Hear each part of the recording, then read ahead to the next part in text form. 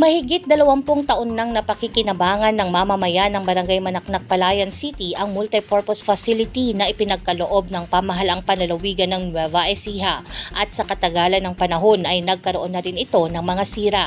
Sa kahilingan ni Governor Aurelio Umali, nabigyang pahintulot na lumagda sa isang kasunduan sa pagitan ng naturang barangay ay pinagtibay sa 42nd regular session ng Sangguniang Panlalawigan ang pagkakaloob ng 2.4 million pesos para sa pagsasaayos ng kanilang pasilidad.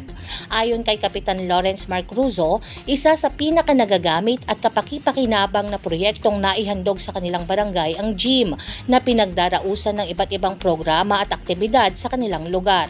Nagagamit din anya ito ng kanyang mga nasasakupan kapag nagkakaroon ng mga pabinyag o debu at naipahihiram din sa mga karatig barangay na nangangailangan.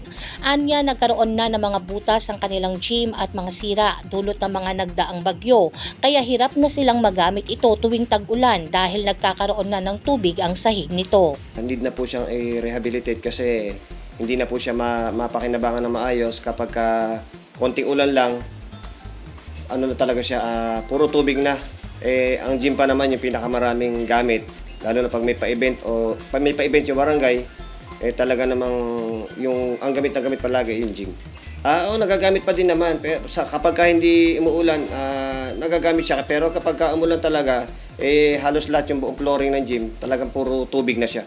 Nagpahayag naman ng pasasalamat si Kapitan Ruzo kina Governor Aurelio Umali at sa Sangguniang Panlalawigan sa agarang pagtugon sa kanilang kahilingan. Gob, maraming salamat po sapagkat binigay niyo po ng katuparan yung pong aming kahilingan na ma-renovate po yung aming gym sapagkat ito po ay talaga pong palitin na.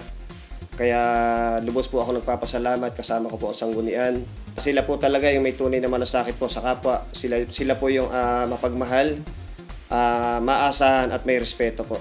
Kaya po nakikiusap po ako sa aking mga kabarangay, sana po magkaisa po tayo at magtulungan para po sa ikagaganda pa po ng ating barangay.